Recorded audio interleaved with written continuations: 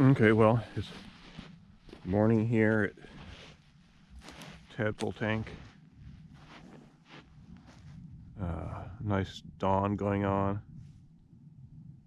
with moon and Venus there rising, or setting. No, that's rising. Yeah, they're also rising.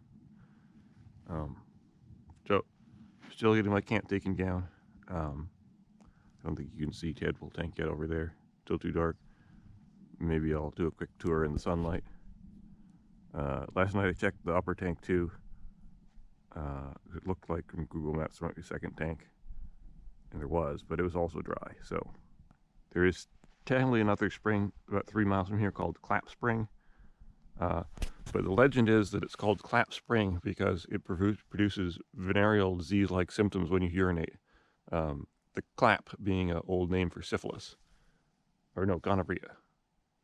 So I'm not entirely sure I want to rely on drinking that water. So I've called in a water drop for, whenever my parents come into about 3 miles up the road. There's a road. The road I just crossed last night to get here is pretty drivable, I think. Okay, let's just do a little breakfast tour of Tadpole Tank here. So I didn't actually do much of an intro of the Palo Verde Mountains because it was dark and you couldn't really see anything on the camera. But we're in the Palo Verde Mountains. There's a variety of rocks here, including, I think, some of the Quitson volcanics. These, if you can see, they're made of, rounded chunks of rock and sand. So these are conglomerates and sandstones.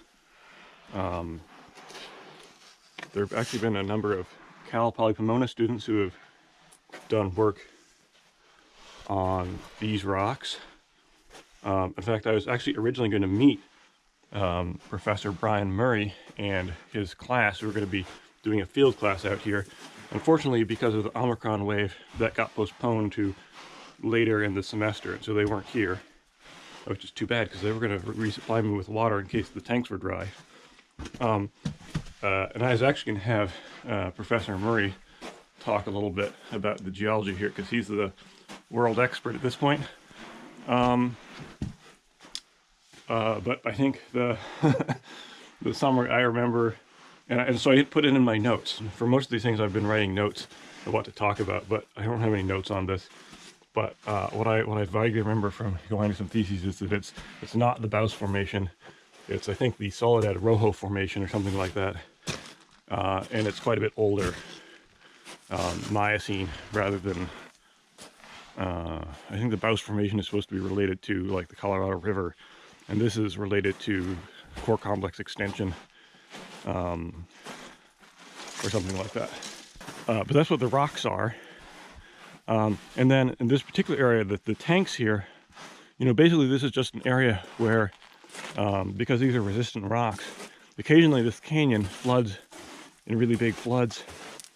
And then that scours out these deep gorges, which then water can accumulate in. And if you were paying attention back in that last part back there, it was actually, I went down quite a bit from where my camp was, down into that gorge, even though I was walking upstream. So it would be several feet deep after a rainstorm, and then it takes a while for that water to evaporate, especially because it's down in a dark little hole. In this case, I suspect the last rainstorm was probably in September. September is enough time for the tanks to empty again. So there's another tank up here, which was also empty. So yeah, no water. Well, better finish packing up, get out of here.